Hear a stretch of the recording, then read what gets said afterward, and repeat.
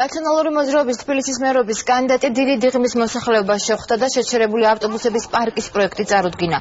400 ავტობუსზე გათვლილი ავტოპარკის მშენებლობის დაწყება საკრებულოს გადაწყვეტილებით გადაიდო. ნიკამელია მოსახლეობას გამარჯვების შემთხვევაში პროექტის განხორციელებას დაპირდა და მუნიციპალური ტრანსპორტის გაიაფების გეგმაც გააცნო. 400 გამარჯვებისთანავე ამ პროექტს განვახორციელებთ. ეს არის ის პროექტი, რომელიც ხელს შეუწყობს მუნიციპალურ ტრანსპორტის განვითარებას.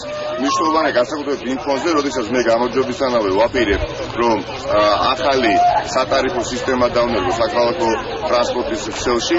კერძოდ, უფასო იქნება მგზავრობა ყველა სტუდენტისათვის, ყველა პედაგოგისათვის, სოციალურ დაუცველებისათვის და ყველა თბილისელი ისარგებლებს შეღავათიანი, ასე ვთქვათ, გაიაფებული მგზავრობის საფასურით, ნაცვლად 50 თეთრისა, ისინი მეტროსა და ავტობუსში გადაერთიან 20 თეთრს. ნებისმიერი ასეთი შეჩერებული პროექტი პირველ რიგში აზარალებს თბილისელებს.